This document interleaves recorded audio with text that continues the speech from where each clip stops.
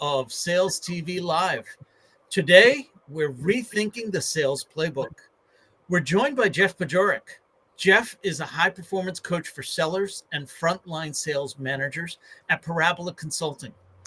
Author of the LinkedIn newsletter Sell Like You and host of the podcast Rethink the Way You Sell, Jeff challenges the status quo, brings to light the inner genius of every salesperson, and demonstrates the power of bespoke strategies over generic methodologies. Jeff, welcome. Please tell us a little bit about yourself and your journey into sales and where you are today. Oh, wow. It was a cold day at the end of September 1979. I was born in Dearborn, Michigan. Thanks for having me. My journey into sales has been interesting. And it's one that I think has also informed my approach to it because I'm a skeptic when it comes to this kind of thing. I got into sales at someone's suggestion. I looked at them like they were crazy. And then I was curious about the opportunity and I jumped in. And actually, it's funny when I was offered my first sales job, I literally said to my boss at the time, I said, "Are you sure?" I said, look, I've got a good work ethic. I can dig in here, but I am not certain that you want to hire me for this. I don't know if I have what it takes. And he set me straight at that time. He said, "Jeff, look, you speak the language." And I had a degree in sports medicine and I was getting into orthopedic device sales. So there was a similar language there. The jargon was all familiar to me. And he said, "Look, you speak the language, you're a hard worker, you're a great person. And the people you're working with right now would be your customers. So when I asked them if I should hire you, they all said in a heartbeat. So Jeff, that's enough for me. I can teach you the rest." And I thought that was really interesting. That changed my approach. It started to inform this approach that selling isn't this prescriptive thing that you have to do a certain way or be a certain kind of person to do these things to other people.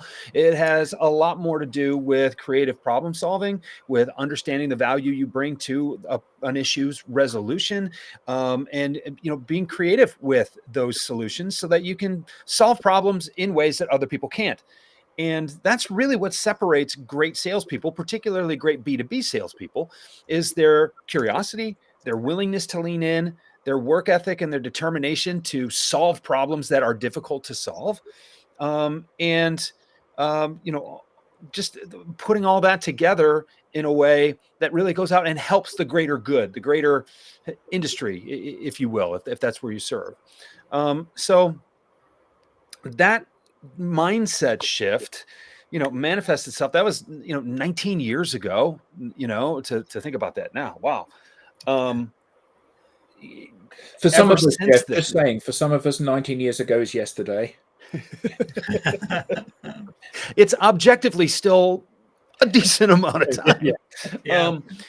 And so just, as I've continued to lean into curiosity, as I've continued to lean into problem solving, as I've continued to lean into how and why people make the decisions that they make, and leaning into that and even kind of leaning away. And I know this is kind of where we want to go today.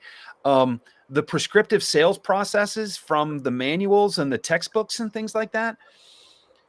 I think there's some misguidance about where that stuff comes from. Process, and particularly prescriptive sales processes, or the stuff that you've read about in the textbooks, so to speak, those are the distilled trends and the distilled behaviors that are recorded. Those are the common themes that are recorded. They come from their documentation of best practices, not necessarily something that you have to fit into. These are the commonalities. And when you look at the different sales methods, if you will, if you look at the Challengers and the Spins and the Sandlers and the Miller Hymans and I can name all these brand names off, right? You ever break them all apart and look at how much they have in common instead of where they're differentiated? The differentiation part, that's the marketing that gets you to pay attention to them. We do this differently. This is why we believe it works. But when you line them all up, it's like, wow, what does it come down to? Well, you got to know who you help. Got to get their attention somehow. You have to communicate your value, have a meaningful sales exchange, right? You have to ask for next steps, because if you're not moving, you're dying. But eventually that next step is like, hey, we ready to do this? Like, that is the distillation of the sales process in my mind. There's really those 4 big components. Identify who you can help, get their attention, communicate your value, and move forward, right? Ask for next steps. If you're doing those 4 things with regularity, you're winning. So when I think you covered Go a ahead, really Adam. interesting thing then. You said about, these things are documented best practice. And one of my pet hates is the expression best practice. Because Okay. best practice is absolutely about, I'm going to copy what you did that worked for you.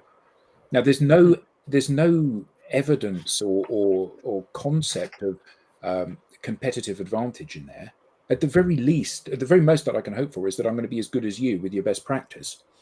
And I think that one of the interesting things is that and you said, but there's the Spin and Challenger and Miller Hyman and Sandra and all of these different training modules out there that tell you how to sell.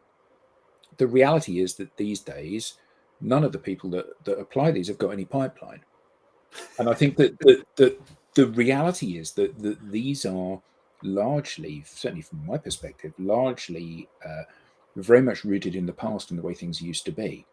And actually what people need to be able to do now is do what you're kind of about to start talking about, which is pick out the bits that matter, learn how they can deploy those bits, because people are still people. The fact that you used to form relationships with people 20 years ago, you still form relationships today, so that hasn't changed. Mm-hmm. What has is this concept of buyer journey.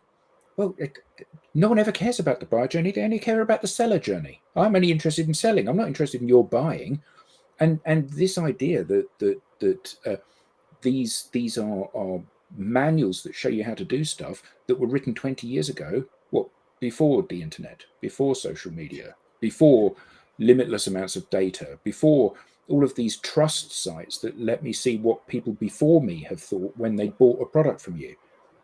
None of these embrace that, really. They do and they don't.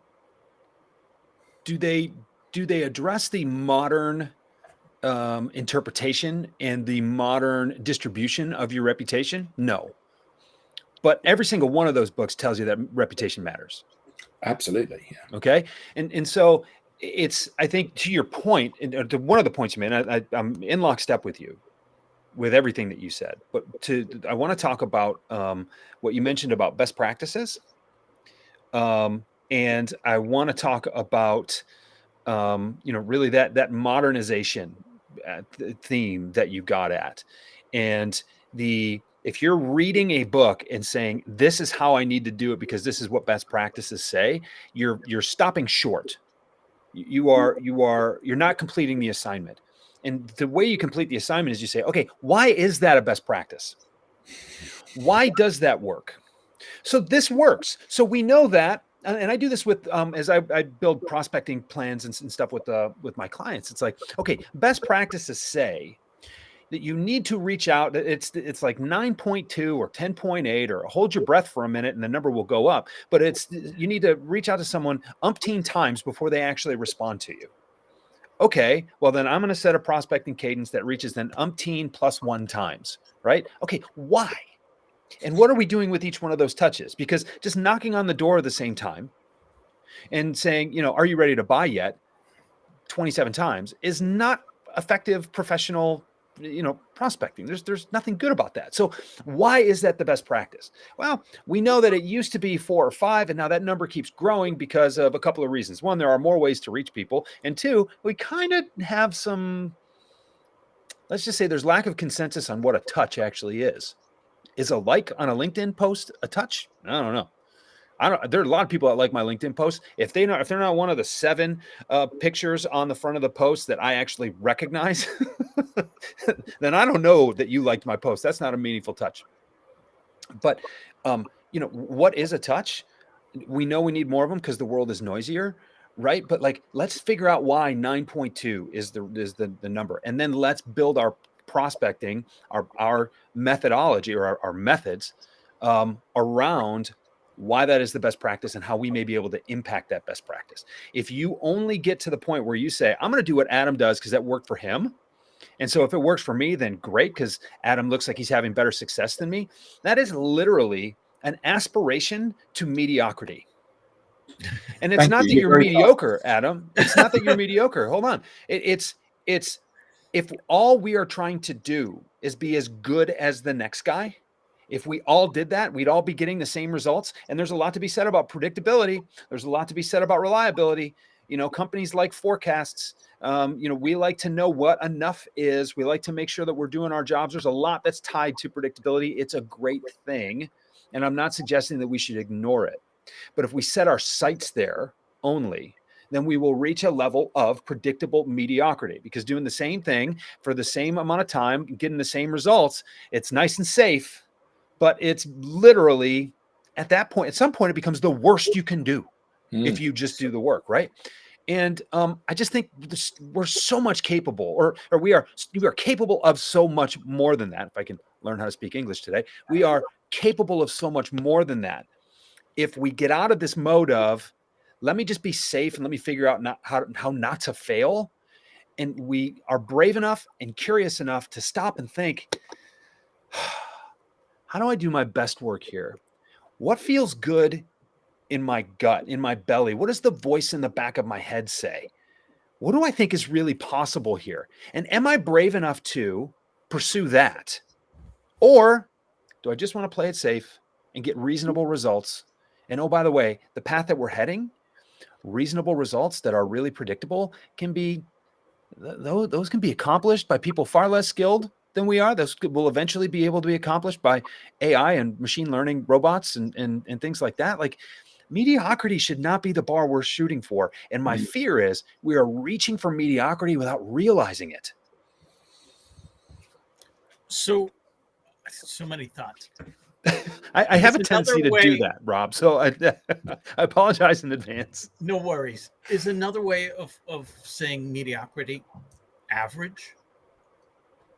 And yeah, but mediocrity so, sounds so much better, doesn't it?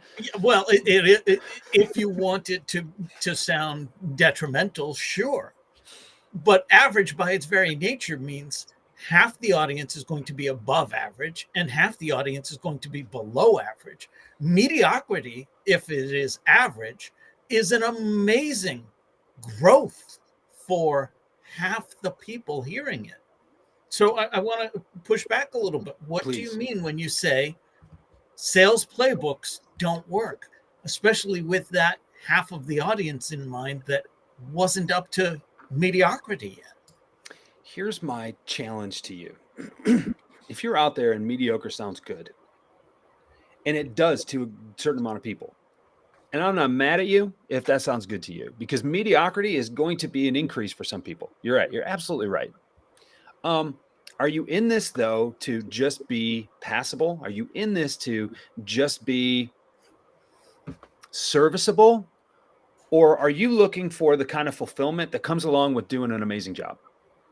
And look, the amazing job doesn't always mean you're number one at your company, because sometimes sometimes the chips are going to fall in a way that doesn't benefit you, and you're going to lose some deals that you shouldn't have lost, or you're going to lose some deals that you should, like, that you deserve to win. You're also going to win some deals that you deserve to lose. I think a lot of it falls, the law of averages comes into play there. But if mediocrity is, I question, do you realize you're shooting for mediocrity? And if you do, and you're good with that, then rock on. I wish nothing but the best for you. And if that represents improvement, then congratulations. I'm proud of you for seeking improvement over your current state. That's the first step. And if you decide that your priorities in your life are elsewhere, because, hey, look, I'm not the sole breadwinner in my family. I just want something to do to keep me out of the house and so I can go back and really engage with my family. I'm not trying to pour everything I am into my career. There is nothing wrong with that. So get the fulfillment that you're looking for out of your life. Cool. And if that means safety at work so you can focus at home, then more power to you. We need people like that. I don't think people watch programs like this with that goal in mind. I might be wrong. So if you're watching a program like this because you want an edge, if you're watching a program like this because you want to think differently about what you do every day, if you watch programs like this because you really are curious about what you could be getting out of your own performance, and then the non-monetary fulfillment that comes from doing a job in a way that nobody else can do. Because when you do things that no one else can do, you solve problems that no one else can solve, you make sales that no one else can make. And there's a lot of satisfaction and fulfillment that comes from that, even beyond the commission checks. If that's what you're seeking, then you'd better hope that you're not inadvertently seeking mediocrity. That's the point that I want to drive home here. And when I think about sales playbooks, I think that, to Adam's point earlier, you have to make sure that you are taking another step, that you're not just adopting that sales playbook. You're not just taking the way that I do it, or the way that you do it, Rob, or the way that Adam does it, or the way that Sally does it, or the way that Susie does it, or whoever, and say, hey, they got good results, I'll just do what they do. It doesn't work that way. You have to take the next step, and you have to think about why that worked.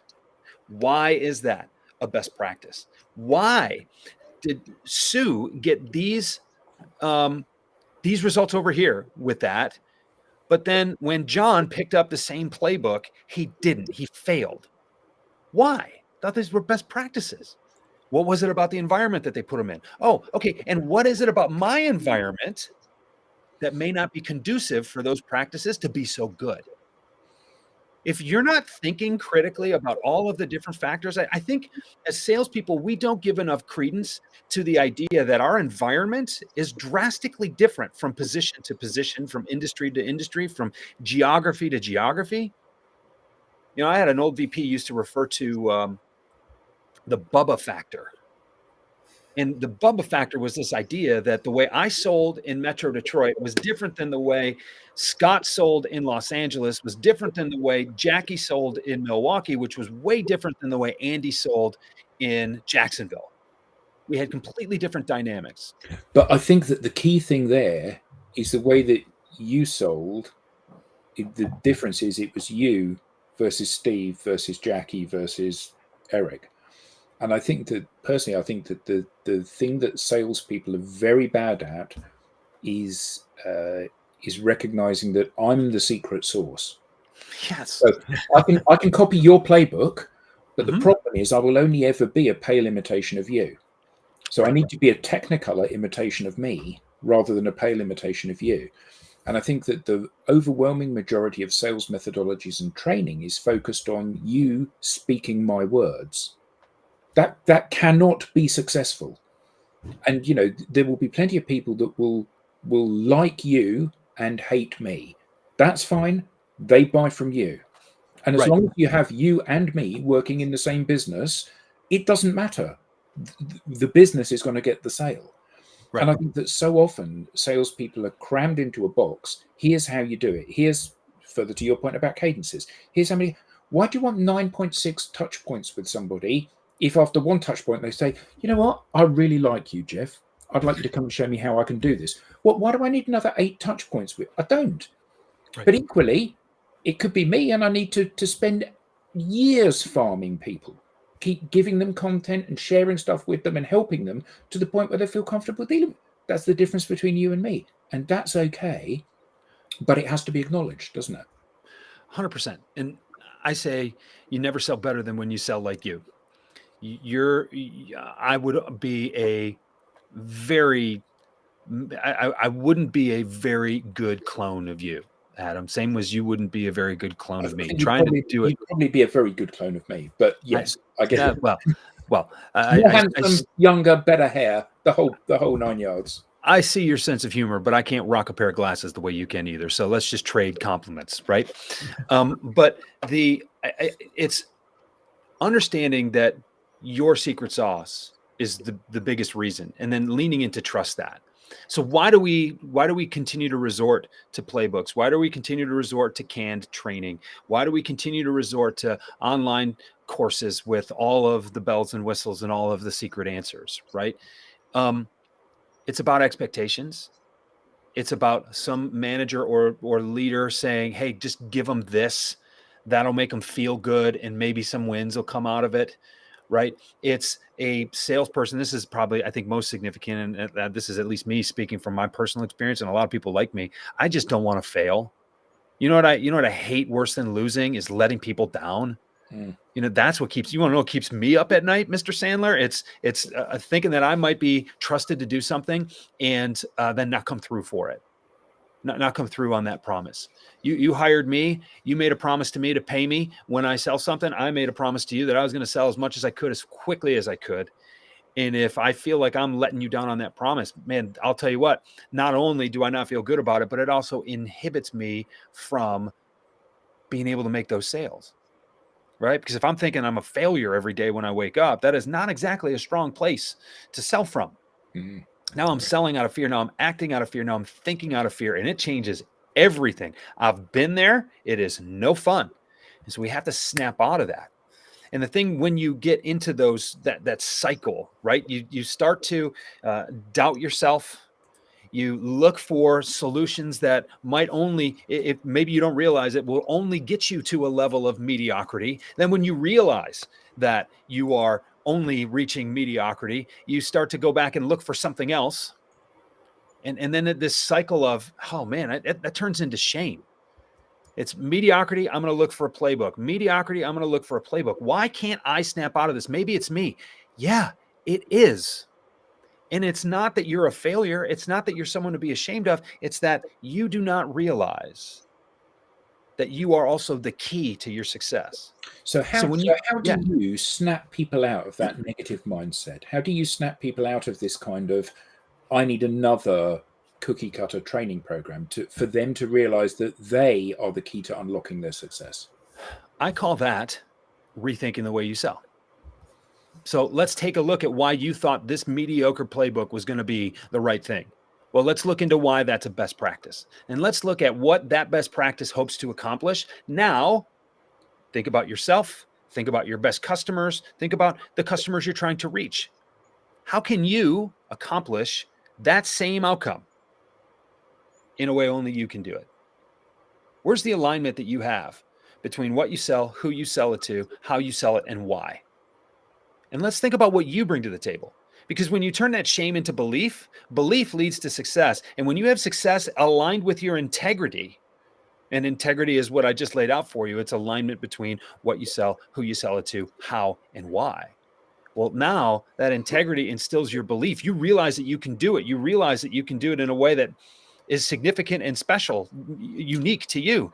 Well, now that vicious cycle of shame and doubt and mediocrity is flipped into one of belief, success, and integrity. And now you feel like, not only am I succeeding at this, but I feel good for all the non-monetary reasons I feel good about doing this. Now I'm likely to, put those activities into play more often at a higher level with more effectiveness. When we're better at things and we do them more often, that is what exponential growth looks like. And so it's really just that timeout. And I know we've only got a couple of minutes left here, so I don't want to belabor this too much, but it's that timeout. Hold on. What am I missing? I'm missing me. How do I re-inject me into this process? How do I re-inject myself into these methods? Well, let's start by realizing what needs to be done. Let me think about how I best can do it, or how I can do it best. And then I have to believe that I can. And that belief part, that's the linchpin the whole thing turns on. So I want to see if we can come to agreement here. What I think I heard Adam say, what I think I heard Jeff say, is not simply that you should not have a sales playbook. What I think I heard you say is that the sales playbook should not be the end. It should be the beginning. That's what gets you to the starting line, the skill set, the concepts, and then it's about you, the individual, taking that playbook and putting that in your voice, in your actions. How's that? I like it. Perfect. I like it.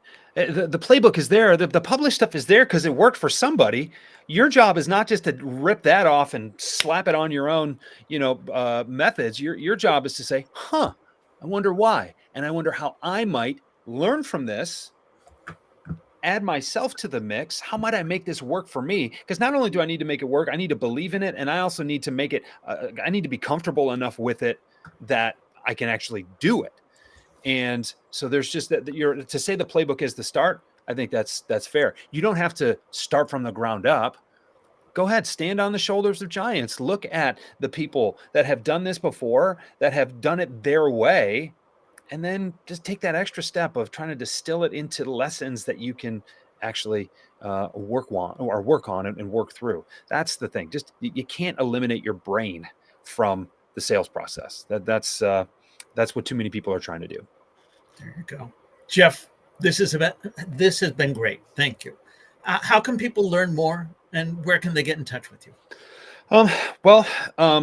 JeffBajorek.com. That's my website. I'm on LinkedIn too. I post there fairly regularly. I'm not one of these daily people, at least not yet, but I'm no stranger to the platform. I also have the podcast, Rethink the Way You Sell. That's available everywhere, including YouTube. And I'm not hard to find. You Google my name, you'll find me. That much I can promise. Fantastic. Adam, thank you. Jeff, thank you very much. This has been another episode of Sales TV Live. Thank you to our audience for actively participating, and we look forward to seeing everyone again next time.